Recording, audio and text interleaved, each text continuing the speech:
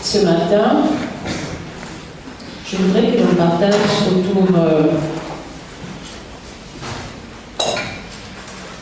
autour d'un sujet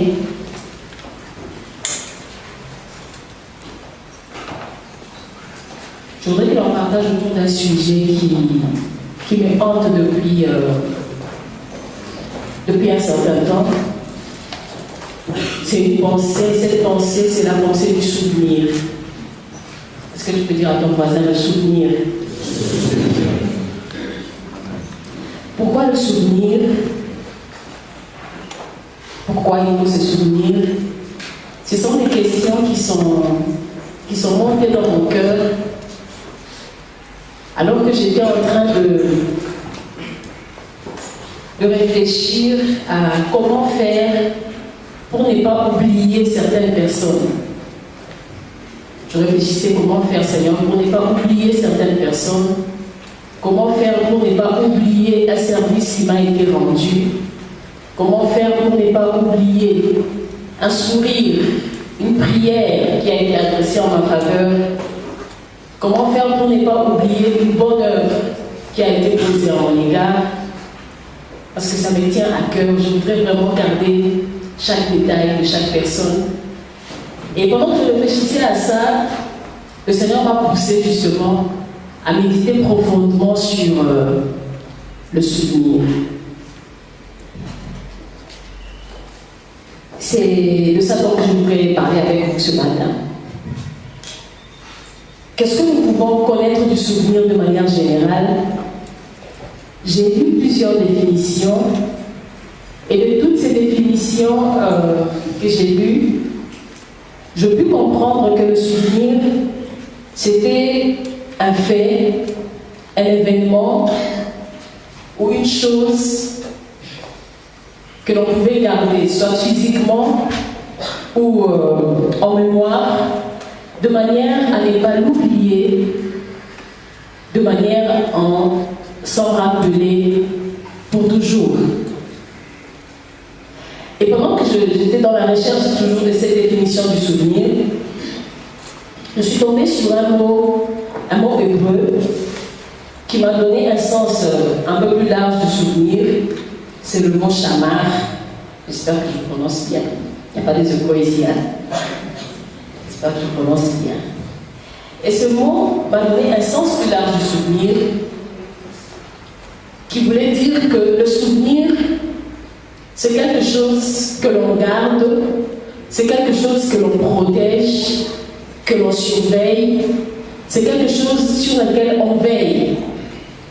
Donc je pourrais dire que ce souvenir, c'est le fait de garder dans sa mémoire quelque chose, mais n'est pas seulement se limiter à garder, à protéger ce que l'on a gardé dans sa mémoire, à veiller sur ce que l'on a gardé dans sa mémoire, à surveiller ce qu'on a gardé dans sa mémoire, de manière à ce que ça ne puisse pas se détruire, ça ne puisse pas se perdre malgré le temps.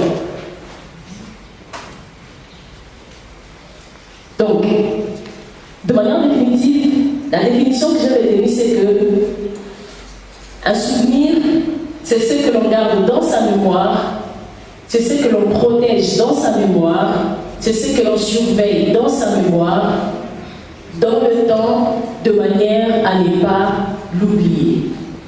Amen. Amen. Retenons aussi que le souvenir a le don ou la capacité de ramener le passé dans le présent, de le faire revivre comme s'il était d'actualité.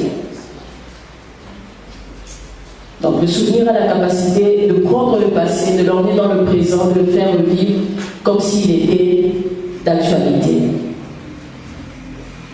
Qu'est-ce qui peut faire l'objet d'un souvenir? Ça peut être une image, ça peut être un lieu, ça peut être un événement, ça peut être une cérémonie, ça peut être un parfum, ça peut être une parole, ça peut être une mélodie. Plusieurs choses peuvent faire l'objet du souvenir. Et dans ce sens, lorsque notre mémoire fait appel à un souvenir, il utilise nos 5 sens. C'est quelque chose à laquelle moi je n'avais jamais pensé, mais c'est là que en fait c'est une évidence, mais c'est comme si je venais de découvrir que lorsque notre mémoire fait appel à un souvenir, il utilise nos 5 sens. C'est-à-dire la vue, l'ouïe, l'odorat, je vous laisse compléter les deux. Et puis, bravo pour vous. En parcourant la Bible, j'ai découvert que le Seigneur faisait beaucoup mention au souvenir. Dans plusieurs passages, on lit « Souviens-toi, souviens-toi, souviens-toi, rappelle-toi, fais ceci en mémoire de moi ». Et ainsi de suite. Et toutes ces références qui font mention de souvenirs dans la Bible, j'ai essayé de les regrouper sous 2 aspects.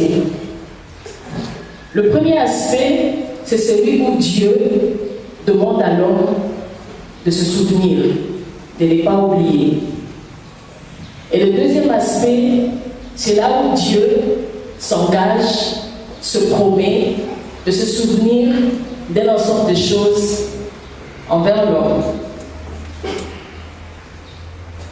J'ai compris donc que la volonté de Dieu, c'est que l'homme ne vive pas dans l'oubli. La volonté de Dieu, c'est que l'homme cultive la nature du souvenir. Nous allons lire pour ce Deutéronome chapitre 8. J'espère qu'on aura le temps. On va lire tout le chapitre. En faisant cette lecture, j'étais un peu subjuguée. Je disais waouh! Le peuple se trouve à un stade où le peuple veut entrer dans cette terre promise, dans cette terre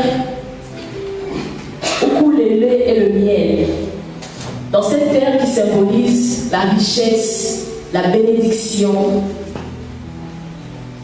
cette terre pour laquelle ce peuple a soupiré. À l'entrée de cette bénédiction,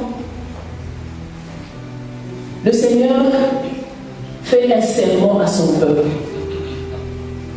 Il prend le temps de faire un serment à son peuple. Je lis et relis plusieurs fois ce passage. Donc je vais essayer de vous paraphraser, sans entrer dans les détails. Qu'est-ce que le Seigneur veut dire à son peuple? Tu étais esclave en Égypte. Tu étais dans la souffrance en Égypte. Tu étais incapable de te secourir toi-même. C'est moi, l'Éternel, qui est venu te secourir. Et quand j'étais sorti d'Égypte, pour t'emmener vers cette terre promise, à cause de ta rébellion et de ta désobéissance, j'étais soumis à l'épreuve du désert. Au lieu de traverser pendant quelques jours, la traversée a duré 40 ans.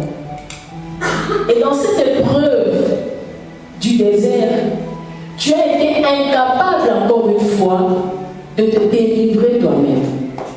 C'est encore moi, l'Éternel, qui suis venu pour te secourir. Je t'ai nourri alors que tu étais dans le désert.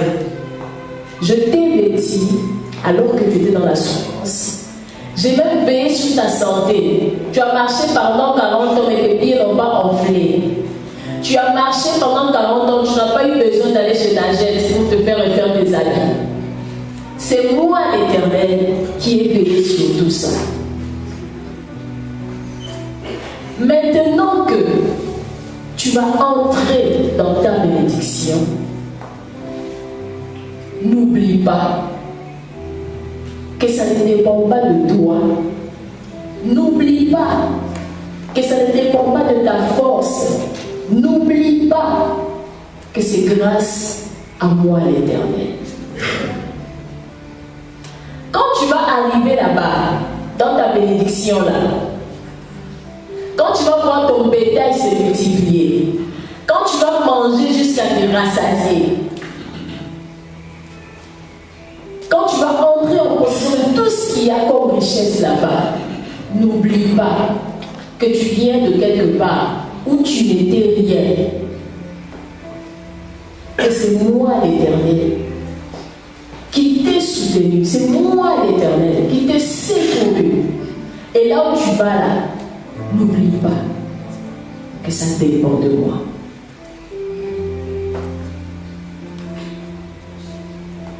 L'Éternel voulait faire comprendre à son peuple, ne va pas tomber dans l'oubli. Souviens-toi. Souviens-toi. Souviens-toi. Bien aimé, lorsqu'on cultive la pensée du souvenir, on vit dans la reconnaissance et dans l'humilité. Parce qu'on sait que ça ne dépend pas de nous. Ça dépend de Dieu. Et je vais aller plus loin en disant que ça dépend de Dieu et ça dépend de certaines personnes que Dieu en place autour de nous.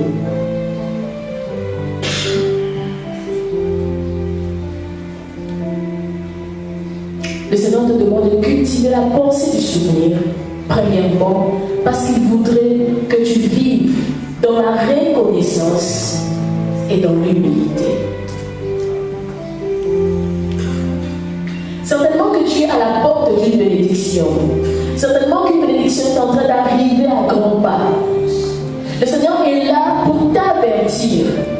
Lorsque tu entras en possession de toutes ces choses, n'oublie pas que je t'ai tiré de quelque part. N'oublie pas que tu es venu de quelque part où tu n'étais rien. Et c'est moi, Dieu, qui t'ai soutenu. C'est moi, Dieu, qui t'ai formé. Et c'est moi, Dieu, qui permet à ce que tu entres en possession de ce qu'il y a devant. Garde-toi de t'enfler d'orgueil.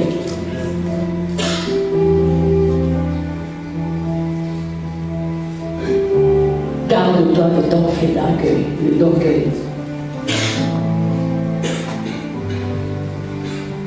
Le souvenir te permet d'utiliser la reconnaissance dans ton présent et d'avoir l'humilité pour clé d'entrer dans ton avenir. Lorsque tu abordes ta bénédiction avec humilité, et tu te préserves de beaucoup de choses. Souviens-toi d'où l'Éternel t'a tiré. J'ai envie de dire à quelqu'un, avant que je sois conçu dans les seins de ta mère, c'est l'Éternel qui te connaissait. Toi-même, tu ne te connaissais même pas. Et lorsque tu as été conçu dans les seins de ta mère, c'est l'Éternel qui t'a soutenu. Parce que comme toi, plusieurs embryons, plusieurs fœtus ont fini en fausse couche. Mais toi, le Seigneur t'a donné de la force et de la vigueur. Tu as vécu pendant 9 mois dans le sein de ta mère jusqu'à ce que tu naisses. Et le jour où tu es né, tu es venu dans le monde nu, zéro, sans vêtements, sans rien dans tes mains. Même ces premiers vêtements-là que tu as reçus sur ton corps, corps, c'est par la grâce de l'Éternel. Certains enfants naissent, il n'y a aucun vêtement à mettre sur leur corps. Tu as grandi dans une famille, tu as grandi avec des parents ou pas, tu es allé peut-être à l'école, tu n'es peut-être pas allé à l'école, tu as eu des diplômes, tu n'as peut-être pas eu de diplôme, tu travailles peut-être pas, tu es passé peut-être par certaines difficultés, mais peu importe ce que tu as connu, si tu es là aujourd'hui, assis là où tu es, c'est parce que la main de l'Éternel est sur ta vie.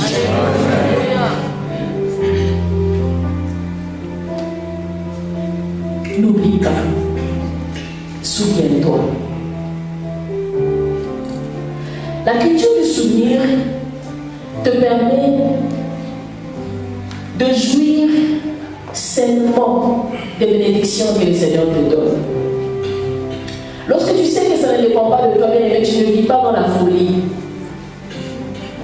Lorsque tu sais que ça dépend de Dieu, bien-aimé, tu te disciplines. Lorsque tu sais que ça ne dépend pas de toi, tu as des priorités. Lorsque tu sais que ça dépend de Dieu, tu agis en conséquence. Plusieurs ont été bénis et ont oublié l'Éternel, se sont détournés de la voie de Dieu. Plusieurs ont été bénis, ont oublié que le Seigneur est passé peut-être par sa famille pour que cette personne-là soit bénie, et les personnes ont rejeté leur famille. Plusieurs ont été bénis, ont oublié que c'est parce que le Seigneur avait placé une ou deux personnes sur mon chemin. Lorsqu'on cultive la pensée du souvenir, on jouit sainement des bénédictions que le Seigneur nous donne. On ne vit pas dans la folie.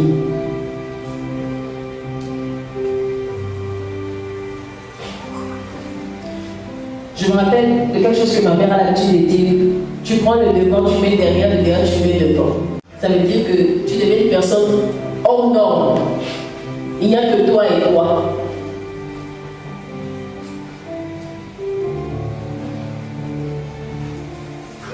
Le souvenir te permet de jouir sainement des bénédictions. Certaines personnes ont eu de l'argent, ont commencé à habiter dans des boîtes de nuit. Certaines personnes ont eu de l'argent, sont devenues associées à des magasins de vêtements. Certaines personnes ont eu de l'argent. C'est là maintenant qu'on commence à connaître qu'il y a des Ferrari qui existent, des Porsche qui existent, il y a des voitures qui existent. Certaines personnes ont eu de l'argent. C'est là que la nourriture de sa mère à la maison est plus bonne. On commence à chaque mois aller manger dans des restaurants. On oublie même ce pourquoi le Seigneur t'a béni. Parce que lorsque le Seigneur te bénit, il y a toujours un objectif derrière. Le souvenir te permet de ne pas aller à côté de l'objectif de ce pourquoi le Seigneur te bénit.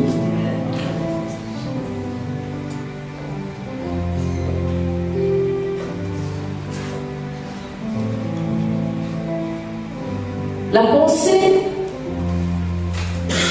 du souvenir te permet d'avoir une référence et un signe d'encouragement quand une épreuve arrive.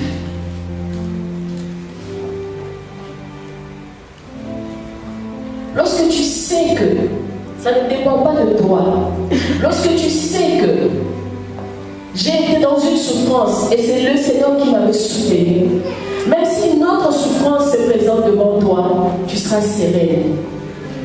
Tu seras serein parce que tu sais que j'ai eu à connaître cette situation. Et il y avait un Dieu qui m'avait secouru. Et ce Dieu-là qui m'avait secouru hier peut me secourir encore aujourd'hui. Mais lorsque Job dit, je sais que mon Rédempteur est vivant, Job savait. Job avait le souvenir d'un Dieu. Est-ce qu'on peut... je veux Job chapitre 1 du verset 1 au 3. Il y avait dans le pays un homme qui s'appelait Job. Et cet homme était intègre et droit. Il craignait Dieu et se détournait du mal. il lui naquit 7 fils et 3 filles.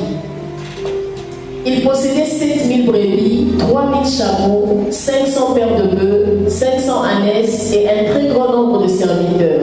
Et cet homme était le plus considérable de tous les fils de l'Orient.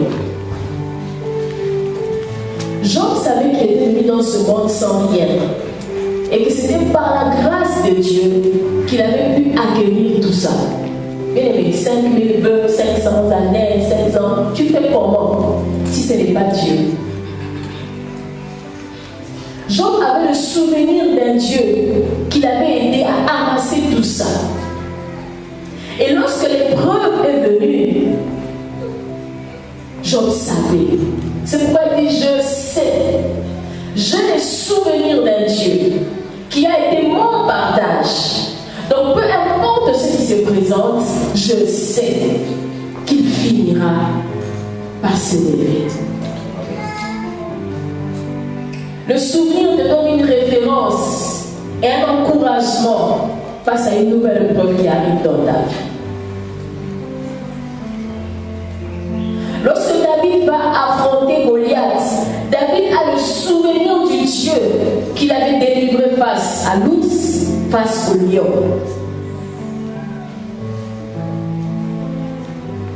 C'est ce souvenir-là qui fait que David ne tremble pas devant Goliath. Il savait sur qui il pouvait compter.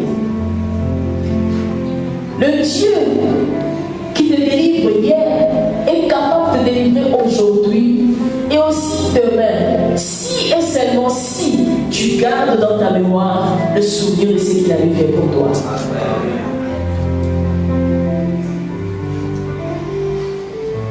J'aime ce qu'un homme de Dieu a l'habitude de dire à sa femme: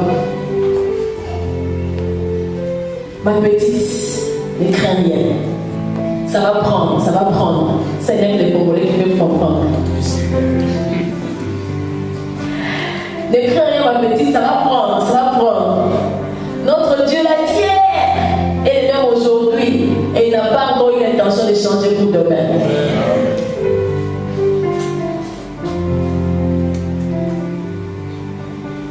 Le souvenir te permet d'avoir une référence, d'avoir un encouragement lorsqu'une épreuve arrive dans ta vie.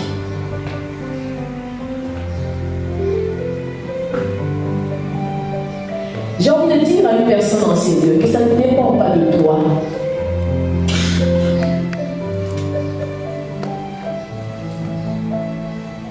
Le Seigneur a essayé de te bénir, il t'a pas encore béni. Il a essayé de te bénir. Toi, tu t'es enflé d'orgueil. Tu as pris beaucoup de résolutions. Tu ne veux plus écouter ce que les uns et les autres autour de toi te disent.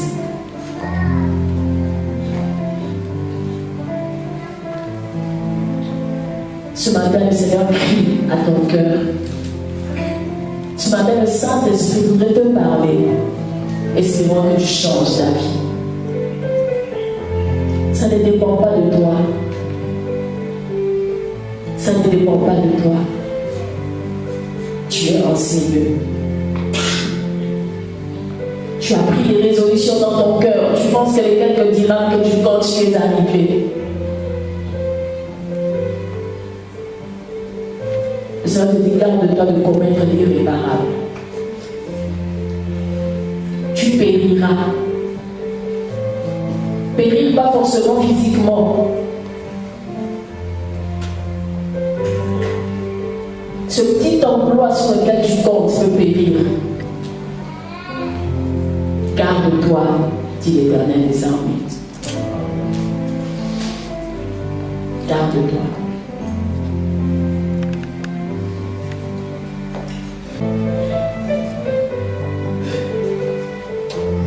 Que ta mémoire te rappelle les souvenirs de tout ce que l'Éternel a déjà accompli pour toi. Et ce qu'il a accompli aujourd'hui et demain vaut plus grand que ce qu'il a eu accompli demain. Cultive la pensée du souvenir.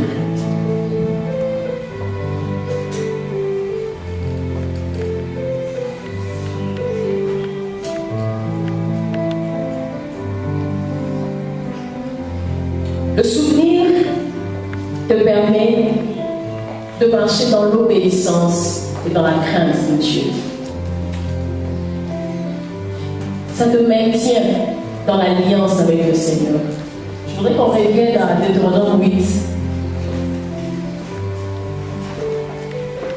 À partir du verset 18. Souviens-toi de l'Éternel, ton Dieu, car c'est lui qui te donnera de la force pour les acquérir, afin de confirmer, comme il le fait aujourd'hui, son alliance qu'il a jurée à tes pères.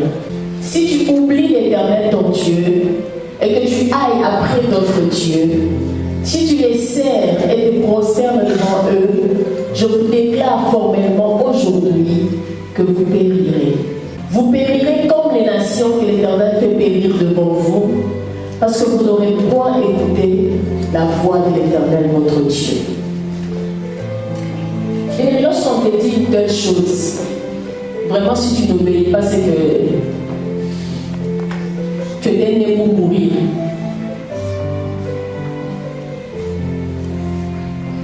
Ça, on n'a même pas besoin d'expliquer ou d'interpréter quoi que ce soit. Pour qui c'est pas clair?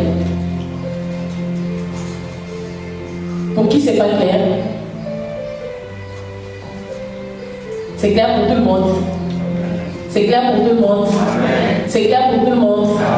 Et mais la pensée du souvenir te pousse à craindre Dieu.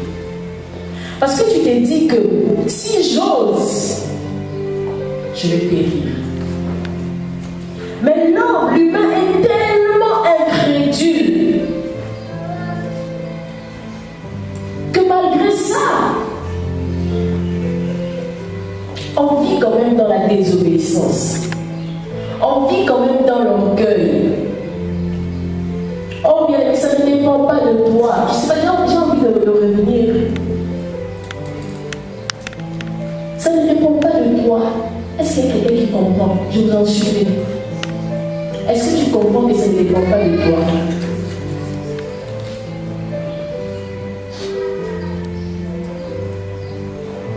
Il y a une bénédiction qui arrive.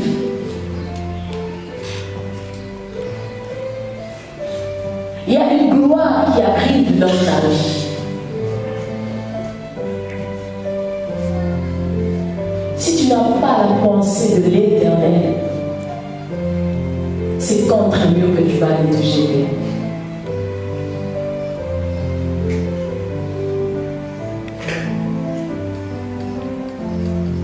C'est contre un mur que tu vas aller te jeter. La pensée du souvenir te prépare à entrer dans ta bénédiction. Certaines personnes ont salué la bénédiction de loin. De loin. Parce qu'avant que la bénédiction n'arrive, ton cœur s'est enflé d'orgueil tellement que tu as explosé. Boum. Et la bénédiction est passée de loin. Hello.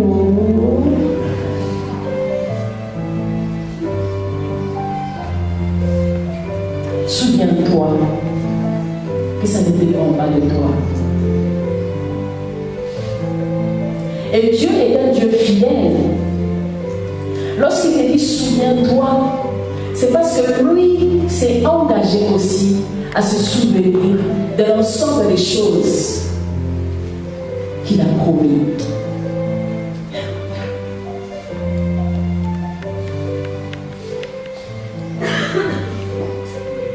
Il y a un verset dans Isaïe où le Seigneur dit « Rappelle à ma mémoire ».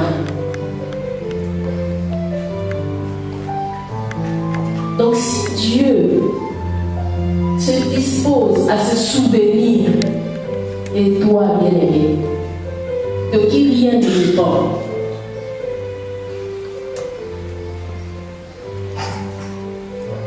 lorsqu'on n'a pas la pensée du souvenir, on vit dans l'ingratitude. On vit dans l'ingratitude. Quelqu'un pouvait dire la reconnaissance n'est pas de ce monde. Aïe!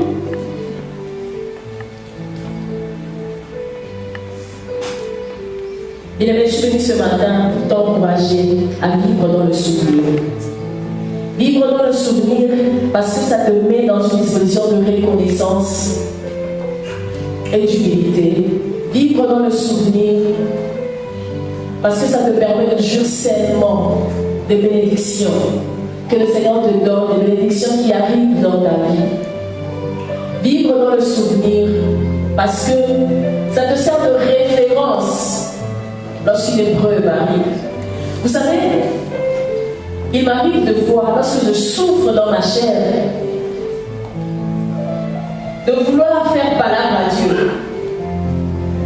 Il m'arrive de voir, des fois je parle avec certaines personnes, j'ai des envies de palabre avec le Seigneur.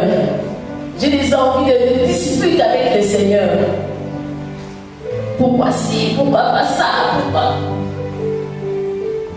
Mais ma mémoire ramène beaucoup de choses avec vous. L'une des choses que ma mémoire ramène dans ma tête.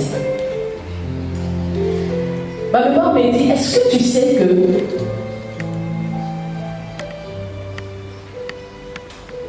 une certaine année, un certain matin, tu as fait une crise et tu es resté 24 heures en coma, inconscience. J'avais été évacuée d'urgence à l'hôpital. Pendant 24 heures, les médecins étaient en train de chercher qu'est-ce que j'avais et on ne trouvait rien.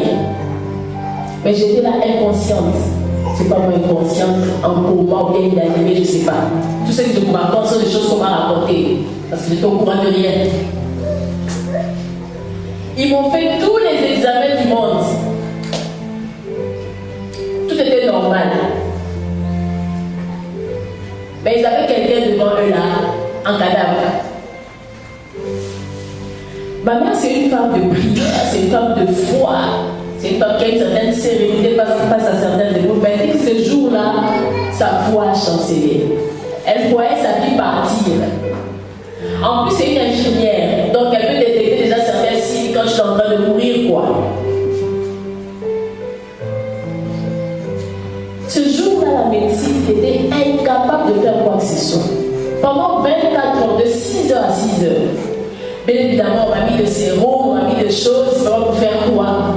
Mais j'étais là, inanimée. Jusqu'au lendemain matin. Bon, les médecins diront que ce sont leurs sérums là qu'ils ont mis, qui ont finalement fait quelque chose. Mais ma mère dit que ce jour-là, j'ai vécu simplement par la grâce de Dieu. Simplement parce que le Seigneur a eu pitié de moi, a ranimé mon corps et la vie est revenue en moi. Donc des fois quand je cherche à faire palabre au Seigneur, ça revient dans ma tête. Eh oh, jeune dame, calme-toi. De toute façon, peut-être aujourd'hui, tu vas même être là. Peut-être que ton histoire allait s'arrêter ce jour-là. Si mon histoire s'était arrêtée ce jour-là, je n'allais même pas arriver au Maroc. Je n'allais même pas me marier, je n'allais même pas faire ce que j'ai envie de faire aujourd'hui. Donc seulement à cause de ça là, calme-toi, soumets-toi à Dieu. Des exemples comme ça, j'en ai beaucoup. Et je suis sûre et certaine que toi aussi, tu en as. Mais seulement que tu n'as pas la pensée, la culture du souvenir. Donc lorsque tu penses que tu as prié pour un sujet pendant 5 ans, tu n'as rien, tu as envie de te fatiguer, que le Saint-Esprit t'aide à ramener dans ta mémoire le souvenir de tout ce que Dieu a déjà eu accompli pour toi.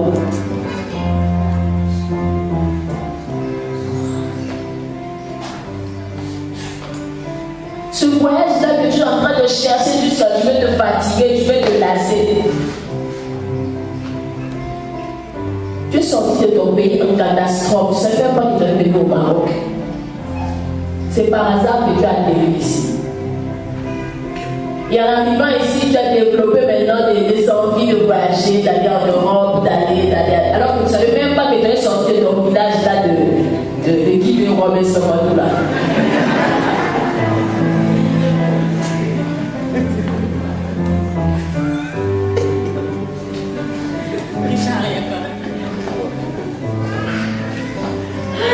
Donc souviens-toi que ça dépend de Dieu. Ça dépend de Dieu, sois reconnaissant et humble. Ça dépend de Dieu, jouis seulement de ta bénédiction. La bénédiction d'aujourd'hui, celle de demain. Ça dépend de Dieu. Sois encouragé face à l'épreuve. Ça dépend de Dieu. Vis dans la crainte et dans l'obéissance. Amen. Amen, amen. Amen. Est-ce qu'on peut prier? Merci Seigneur.